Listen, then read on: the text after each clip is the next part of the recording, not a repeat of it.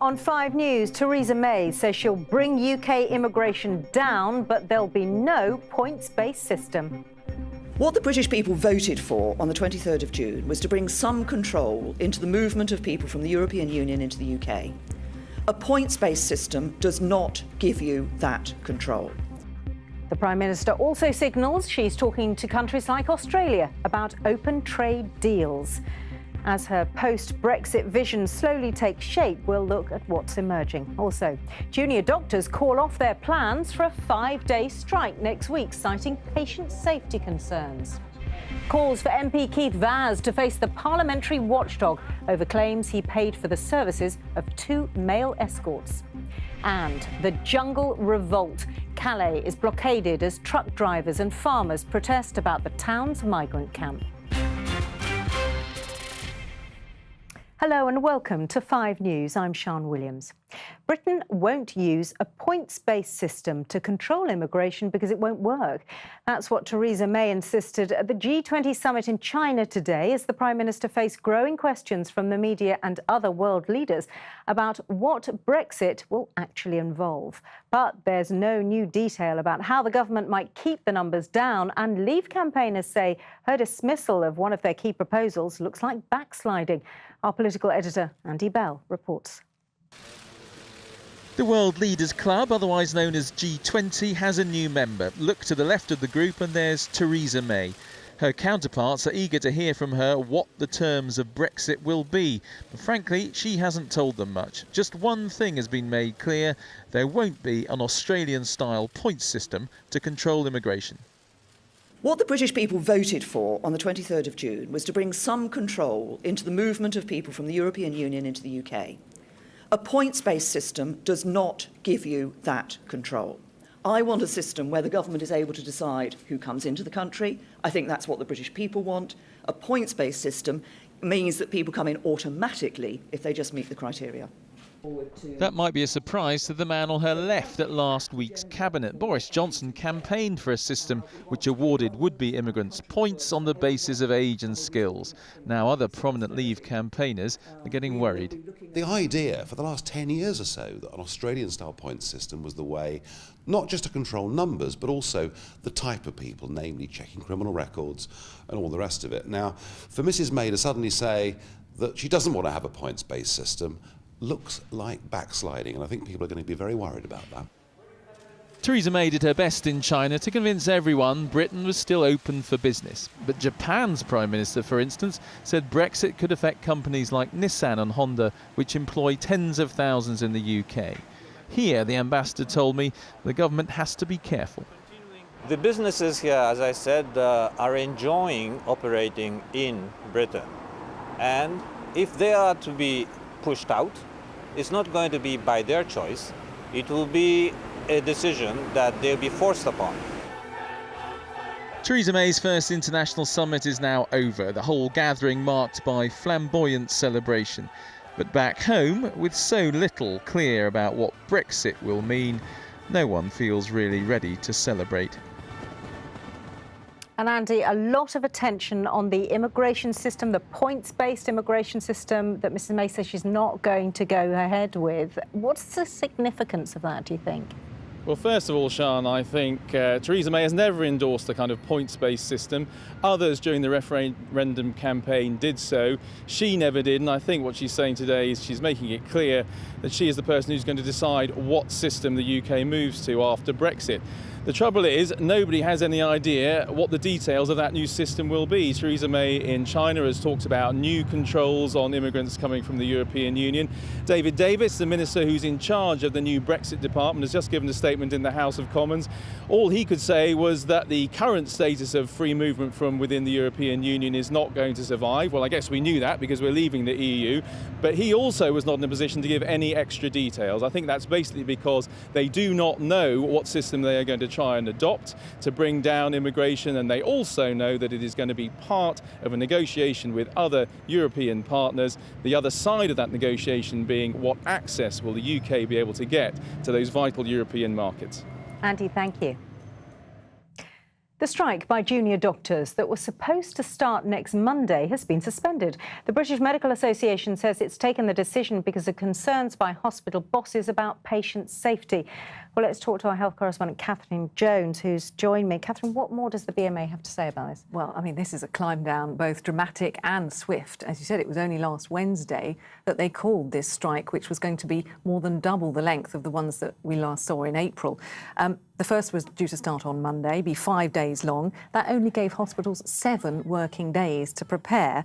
So just over an hour ago, the leader of the junior doctors, Ellen McCourt, called off this first strike, saying, for the first time in this dispute, NHS England have told us that a service under such pressure cannot cope with the notice period for industrial action given. Our hospitals are chronically understaffed. Our NHS is desperately underfunded. We have to listen to our colleagues when they tell us that they need more time to keep patients safe. OK, well, the idea of the notice period is interesting, isn't it? Because, of course, there are strikes in October, November and December. That's right. And those have not been called off. This is not the end of the dispute. That October strike would now become the first one we'll see is in exactly a month. And the BMA say, come back to the table, Jeremy Hunt, talk to us, and we will call off all the strikes. However, no movement in the initial statement from the Department of Health.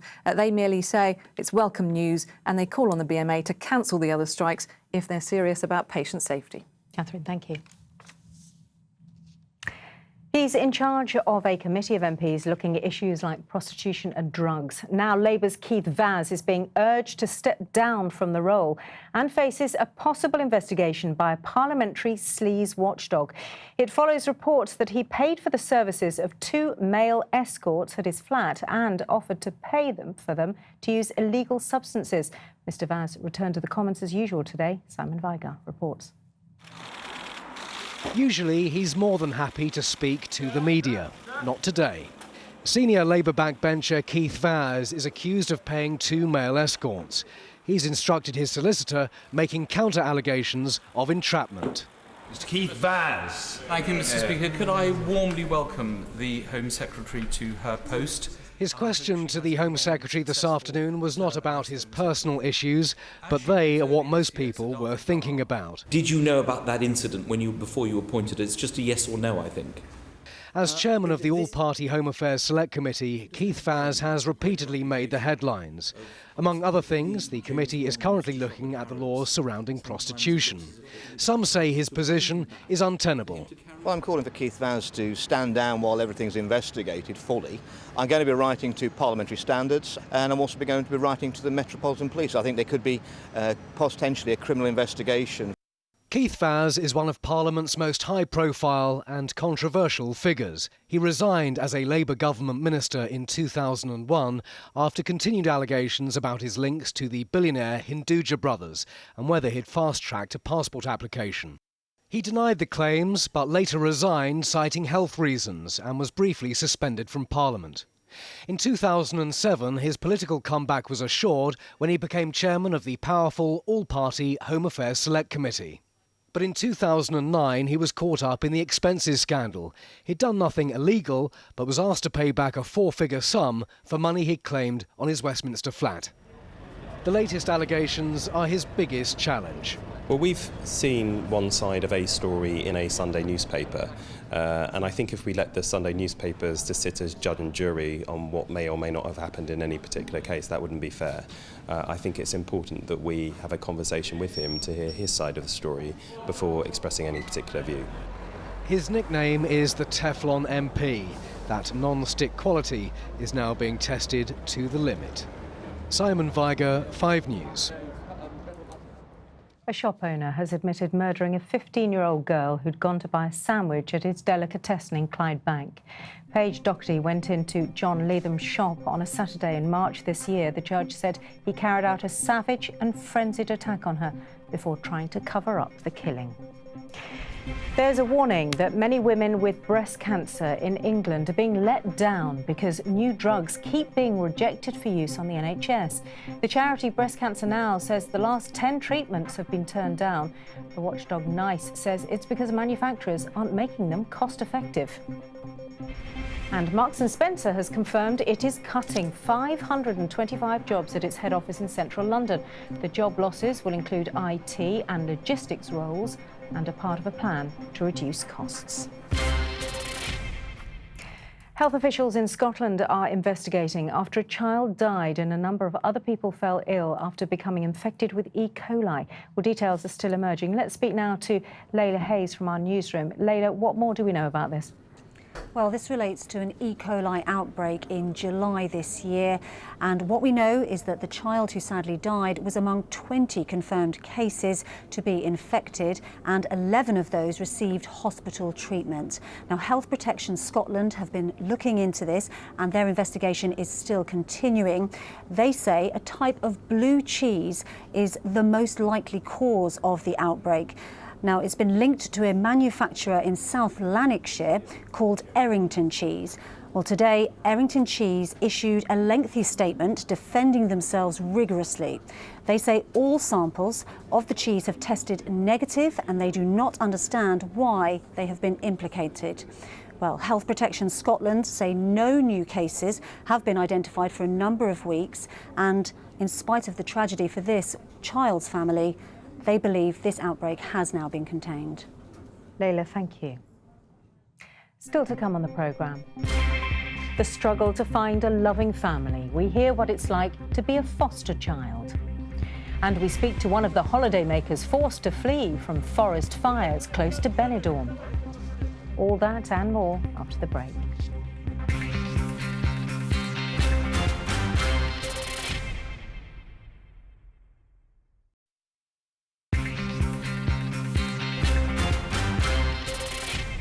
Welcome back. You're watching 5 News. Opponents of the growing camp of migrants and refugees in Calais took their frustration to the streets today, staging protests and demonstrations, but of course severe disruption. They want the French government to clear what's become known as the jungle. As the camp grows, lorry drivers claim some people are using increasingly dangerous tactics to try to get to Britain. Julian Drucker reports now from Calais. They decreased their speed so that their message might gain momentum. For these lorry drivers and farmers, this Calais convoy was orchestrated to bring as much disruption as possible. Protesters then set foot on the main route for freight and passengers heading to Britain. It all culminated here. A day of action instigated by the hundreds who say the authorities have failed to tackle the town's migrant camp. Well, flares have been lit here and there is much noise as all of those lorries slowly pass through. But will any of this protest actually have an effect on the numbers of migrants here in Calais? Those behind this blockade cite safety fears as their main concern. They claim to have experienced increasing threats from migrants as they attempt to board vehicles. You see things like daily attacks on the motorway. It's unacceptable. I mean, we live in a republic. It's a free country. You should be able, you and everyone that goes through Calais should be able to travel freely without fear. And what would you say to those families, British families, stuck in this protest at the moment? Well, I say we do apologise, of course. We've tried to warn, through the press, the people in England and on the continent. This was the so-called jungle 6 months ago, before parts of the camp were bulldozed by French authorities. Now it's shrunk in geographical size, but the density of the population is increased dramatically. It's home to an estimated 7,000 to 10,000 migrants. It's divided into 2 main sections, blue tents in which most live, next to the more sturdy containers, both provided by the French government. And outside the official camp, the growing slum areas. Today,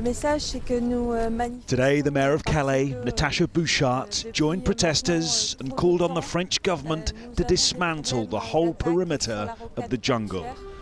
Some here vow to keep blocking the A16 route until ministers commit to a date on which that might happen. But where do those migrants go if they can't stay here? Well, the A16 is still blocked right now. It's caused major disruption today. Having said that, the Eurotunnel passenger service has continued. The ferries have been unaffected. What is the solution, though? The Interior Minister, Bernard Cazeneuve, has said that he will dismantle the jungle. He says that migrants will be dispersed throughout this country. Now, the protesters know that this has happened before. Whether the jungle is dismantled in one go or in stages, it has had a habit of coming back a few weeks later. What is to stop that happening again? Julian, thank you. North Korea has been condemned for launching 3 ballistic missiles as the G20 summit in China takes place. The country is reported to have fired the rockets more than 600 miles into the sea around Japan. And the organisers of the Paralympics say the Rio Games could be a sellout after all, after a huge surge in ticket sales. Just last month, it was revealed that only a fraction of the 2.5 million tickets have been shifted. Now it's sold almost 2/3. The Games opening ceremony takes place on Wednesday. Now, many children who are looking for a foster family have already endured the most difficult start to their life, and yet too often they're going through even greater disruption before they find a stable family home. According to one foster charity, more than a quarter of children have moved homes 2 or more times in just 1 year.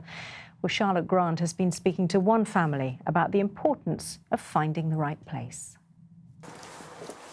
Lauren Nowain is old enough now to have moved out.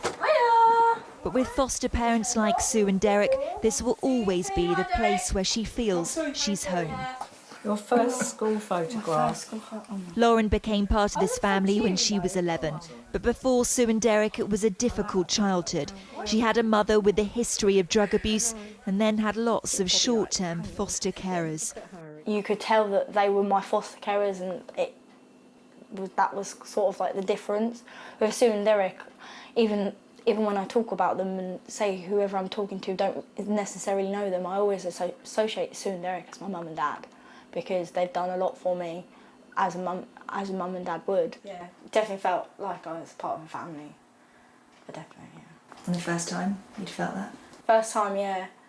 Over almost 2 decades, Sue and Derek have fostered 7 children. However challenging, they know what keeps them motivated. A stable family life, something that they haven't been used to, because most children are taken into care because of neglect by their birth parents, unfortunately. I mean, the list is endless of our achievements. It's really wonderful. It makes me cry. It really does. But there needs to be more people like Sue and Derek, according to the charity Action for Children. There are more than 64,000 children living with foster families across the UK. Of the local authorities that responded to the charity's survey, 26.8% of children, nearly 1 in 3, moved home 2 or more times during the year, an increase on the year before when 22.7% of children were moved regularly between foster care homes. When children move from family to family to family, they feel very vulnerable. It takes them a huge time to adjust, and the likelihood of that foster care placement working reduces. Lauren is about to start her final year at university. After an uncertain start in life, with Sue and Derek's support, she says now anything is possible. Charlotte Grant, 5 News. After decades, as the symbol of endangered species, the giant panda has been taken off the list. Conservationists say it's being moved into the lower risk category of vulnerable, thanks to efforts by the Chinese government to breed the animals. But they're warning that climate change could wipe out much of the panda's bamboo habitat, reversing any improvements. British families are among the hundreds of people who've been forced to leave their homes in Spain's Costa Blanca because of huge fires raging through the area. Police say they believe the fires, which are not far from the popular resort of Benidorm, may have been started deliberately. Olivia Kinsley reports. In Javier, they're fighting an unwinnable battle. Flames tower over the treetops. It's like the air itself has caught fire. You can't tell what this burning plot of land used to be. Perhaps a pretty walled villa lined with trees. More than 1,000 people have fled to safety. setting up temporary camp in car parks, hostels and schools. We had to evacuate people who were walking on the street with their suitcases, say the Red Cross. We have evacuated a lot of people. That includes many British tourists. Javier's just south of Benidorm, one of our favourite holiday destinations. 5 News spoke to one man who escaped from his villa in the night. It's just spreading from one side of the hill to the next, and it was getting closer inland as well, so towards the villas. It was getting too close for comfort and we had to jump in a car. There was people on the side of the roads and even horses that have run out of the forest. It was just surreal. It's more than 24 hours since it began. This afternoon the flames were still spreading, fanned by wind and across parched land. The best hope of stopping them is dropping water from the skies. The police believe the fire was started deliberately. If so, did the culprit imagine what devastation they would cause? Olivia Kinsley, 5 News.